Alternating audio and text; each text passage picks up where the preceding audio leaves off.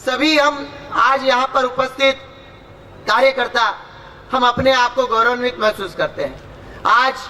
जैसे कि हम सभी जानते हैं 14 अप्रैल डॉक्टर बाबा साहब आम्बेडकर जी की जयंती, उनका जन्मदिन, और हम सभी के लिए एक बहुत ही अनोखा दिन है कि डॉक्टर बाबा साहब आम्बेडकर जी की 125वीं जन्मशती हम यहाँ पर मना रहे हैं। और जन्मशती मनाते हुए उसी वक्त हम लोग उस रायगढ़ जिले में यहाँ पर इस कार्यक्रम का आयोजन कर रहे हैं, जिस रायगढ़ जिले को हम छत्रपति शिवाजी महाराज की राजधानी के साथ में जोड़ते हैं। रायगढ़ छत्रपति शिवाजी महाराज की राजधानी आने वाले 22 तारीख को आदरणीय पर्रिकर जी रायगढ़ किले के ऊपर छत्रपति शिवाजी महाराज जी को अभिवादन करने के लिए वहां पर आ रहे हैं। और उसी के साथ साथ यही रायगढ़ की भूमि है जिस रायगढ़ की भूमि में महाड़ में वहां पर जो तालाब था चौदार तले, जिसको मराठी में कहा जाता है, उस चौदार तले का जो पानी है, उस पानी को बहुजन समाज के लिए, दलित समाज के लिए खुला करने के लिए खुद डॉक्टर बाबा साहब आम्बेडकर जी को आना पड़ा। वो इतिहास है रायगढ़ जिले का, ये इतिहास है रायगढ़ जिले का कि जिसके साथ में छत्रपति शिवाजी महाराज का नाम जुड़ा हुआ है।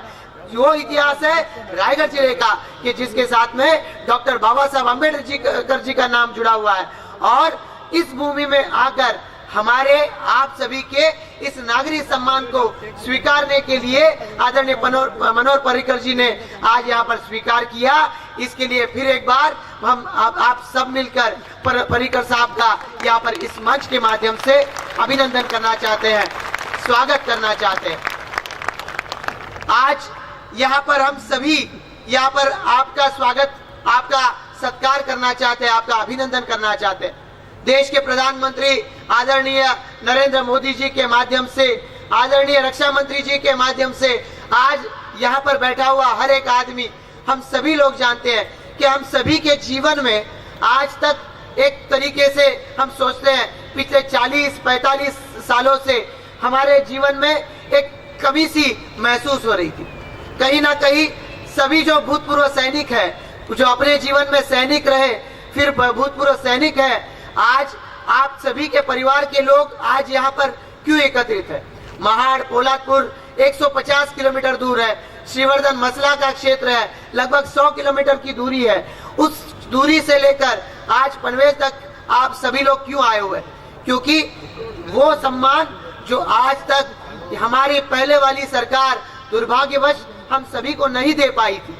आज तक सैनिकों की हमेशा से मांग रही थी कि हमारी जो पेंशन है, इस पेंशन को बढ़ाया जाए, पर नतीजा क्या हुआ? इसके पहली वाली सरकार को भी ये मांग हम सभी ने मिलकर रखी थी, पर हमने देखा कि जो 70% तक की पेंशन थी उसको 30% तक लाया गया। तो इस तरीके से हमारी मांग है,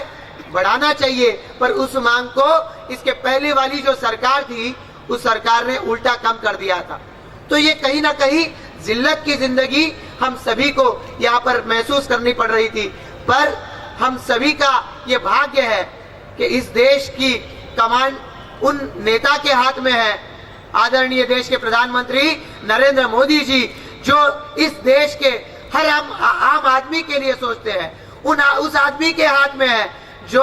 अपने दिवाली अपने घर पर ना मनाते हुए देश के सियाचिन के बॉर्डर पर जाकर सैनिकों के साथ में मनाने के लिए, क्योंकि वो सैनिक देश के लिए लड़ रहा है, तो उनके साथ में मनाने के लिए जो अपने घर का, अपने देश को अपने घर के बाद से ज्यादा सोचता है, तो ऐसे आदमी के हाथ में इस देश की कमान है। और हम सभी लोग सौभाग्यशाली है कि आज उनके साथ में कदम से कदम मिलाते हुए आदरणीय मनोहर पर्रिकर जी, जिनको आप और हम सभी ने देखा हुआ है, एक सीधा आम इंसान की तरह अपनी जिंदगी को यहाँ पे हमेशा से उन्होंने गुजारा हुआ है। रक्षा मंत्री का कारभार उन्होंने आज संभाला हुआ है। इसके पहले गोवा राज्य के मुख्यमंत्री थे, पर दोनों कारोबार जब उन्होंने संभाले हैं, ये दोनों कारोबार संभालते वक्त उन्होंने हमेशा से उनके पैर हमने जमीन पर पाए हैं। आम इंसानों के बीच में रहकर आम इंसानों की बातें सुनने के लिए उन्होंने हमेशा से यहाँ पर प्रेफरेंस दिया हुआ है। और उसी के लिए आज देश के जो मंत्री है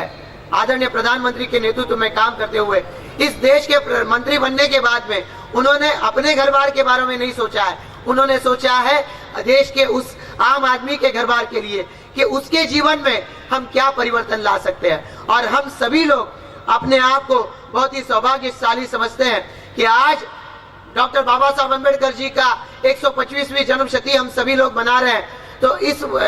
जन्मशती को लेकर देश के प्रधानमंत्री ने जाहिर किया कि पूरा वर्ष हम यहाँ पर समता और सामाजिक न्याय वर्ष के रूप में मनाएंगे और उसके माध्यम से देश के हर कूड़े कस्बे तक, हर गांव तक, शहर के हर गली तक हम लोग जाएंगे और उस आम इंसान को उसकी जिंदगी में हम कैसे परिवर्तन ला सकते हैं इसके बारे में सोच विचार करेंगे। और यही विचार लेकर आज देश के रक्षा मंत्री काम कर रहे हैं। किस तरीके से देश के रक्षा मंत्री होने के नाते देश का यहाँ पर हमारा जो फोर्स है वो फोर्स और अच्छा और यहाँ पर आधुनिक बने, और उसी के साथ साथ आज जिन्होंने हमारे इस देश को सर्व किया, आप भूतपूर्व सैनिक हैं, उनके परिवार से इनका सम्मान कैसे बढ़े इसके बारे में सोचा हुआ है। वन रैंक वन पेंशन के बारे में तो मेरे और सहयोगी भी बात करेंगे, पर मैं वो बात को रखना चाहता हूँ आप सभी के सामने कि जिस तरीके से आप और हम सब लोग मिलकर सोचते हैं उसी तरीके से हम सौभाग्यशाली है हमारे देश के रक्षा मंत्री सोचते हैं। उन्होंने कहा कि मैं मंच पर ज्यादा बात नहीं करना चाहता हूँ, मैं सुनना चाहता हूँ हमारे भूतपूर्व सैनिकों को कि वो क्या कहना चाहते हैं, उनके माध्यम से उनकी समस्याएं उनको मैं समझना चाहता हूँ और उन्हें सुलझाने के लिए मेरा प्रेफरेंस है। तो जरूर हमारे साथी अपनी बात को यहाँ पर रखेंगे। आज जैसे कि हम आदरणीय रक्षा मंत्री जी का सम्मान कर रहे हैं, उसी के साथ साथ कुछ यहाँ पर कुछ सैनिक जो हमारे रायगढ़ जिले से हैं और इस देश की रक्षा करने के लिए अपनी जान हथेली पर लेकर उन्होंने काम किया हुआ है, ऐसे लोगों का भी सम्मान आप ही के साथ साथ हम इस मंच पर करना चाहते हैं। इसकी हम आपसे अनुमति चाहते हैं। जरूर हम सभी लोग मिलकर आज यहाँ पर रायगढ़ जिले में रहने वाले, चाहे नागरिक क्षेत्र में रहते हो, चाहे महाड़, पोलादपुर, शिवरधन, मसला, रोहा, अलीबाग के ग्रामीण क्षेत्र में रहने वाले लोग हैं, कुछ समस्याएं शायद हमारी भी है, आज कुछ मांगे अभी भी हमारी है और इन मांगों को पूरा करने के लिए हमारी उम्मीदें केंद्र सरकार से है, हमारी उम्मीदें राज्य सरकार से है। और ये उम्मीदें पूरे करने के लिए आज जैसे कि रक्षा मंत्री जी यहाँ पर मंच पर विराजित है, उसी तरीके से भारतीय जनता पार्टी की ओर से आज हम उनका सम्मान कर रहे हैं, आज आपके प्रतिनिधियों का सम्मान कर रहे हैं और आने वाले समय में उनके नेतृत्व में आपकी जो समस्याएं राज्य सरकार को लेकर है, राज्य सरकार से आपकी जो मांगे हैं,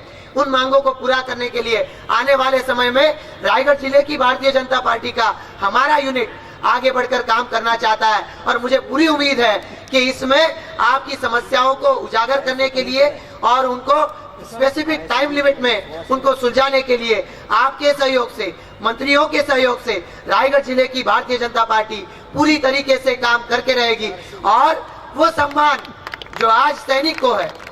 वही सम्मान सैनिक के परिवार को मिले, जो सम्मान आज सैनिक को है वही सम्मान भूतपूर्व सैनिक और उनके परिवार को मिले। हम चाहते हैं कि भारत देश एक बुलंद देश बनकर रहे और उसके लिए देश के प्रधानमंत्री जरूर काम कर रहे हैं, पर हम चाहते हैं कि वो देश विदेश में जाकर अपने देश की छवि को उजागर करने का काम कर रहे हैं। पर जो सैनिक आज देश की सीमा पर हमारी देश की सीमा का रक्षण कर रहा है, उस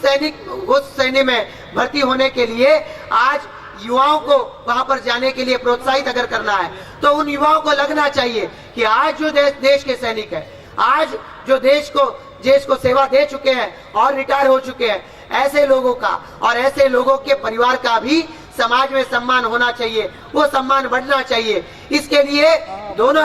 केंद्र सरकार और राज्य सरकार के माध्यम से जो भी कुछ हो सकता है वो करने के लिए आपके रिप्रेजेंटेशन को उन तक पहुंचाए और उनके माध्यम से वो सारी सुविधाएं आप तक पहुंचाए, वो सारा जो सम्मान समाज आपको दे सकता है देना चाहिए, जिसके माध्यम से नए युवाओं को आज सैन्य में जाने के लिए प्रोत्साहन मिले। इसके लिए रायगढ़ जिले की भारतीय जनता पार्टी काम करके रहेगी।